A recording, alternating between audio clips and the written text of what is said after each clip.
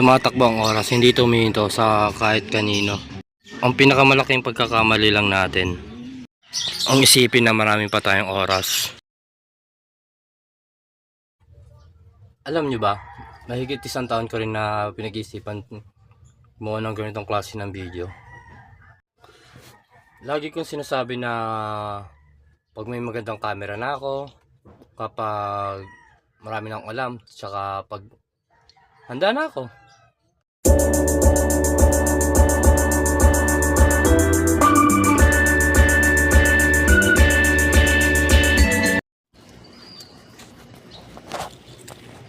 But the truth, hindi ka pa kailan na magiging ready. Kasi ang preparation, madalas ginagamit natin dahilan yan para hindi natin harapin yung takot na baka hindi tayo magaling o baka walang manood.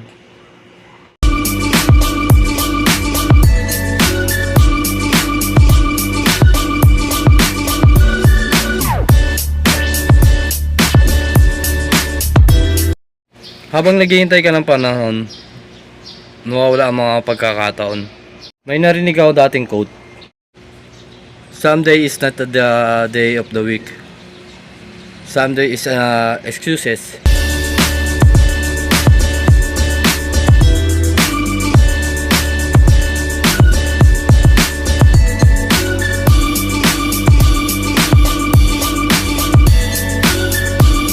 Pinapalipas natin, pinapanood ang buhay natin habang nakaupo sa tabi, lalo ng mga bagay na hindi naman sisimulan.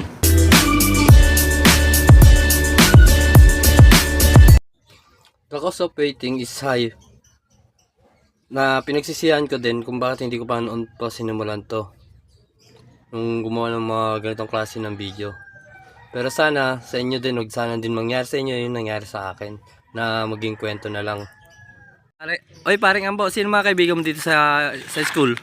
Si Eman, tapos si Yuri, Abalo, si Zane, tapos si Paul, ayun lang. Dito? Si Bosbo, si Ian, tapos si Kiki. Batiin mo sila lahat. Happy Kaibigan Day.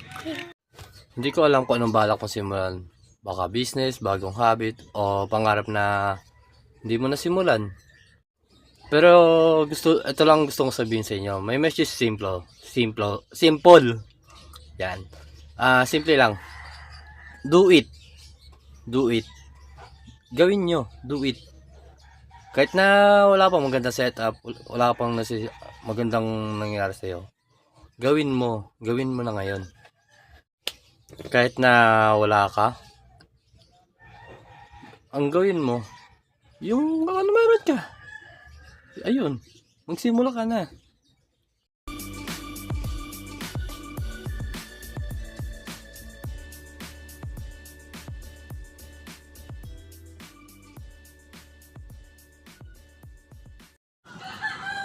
Huwag mo lang panoorin to. Ang gawin mo,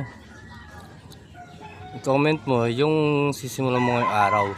Hindi yung bukas, Lunes, ngayon mismo. I-heart ko yung mga comment nyo, tapos syempre mag-reply ako. So yun lang, gusto ko lagi kayong kasama sa mga vlog ko, at gusto lagi kayong nakakonekta sa akin. So yun lang, sa mga susunod nating video, magsama-sama ulit tayo. Maraming salamat sa inyo.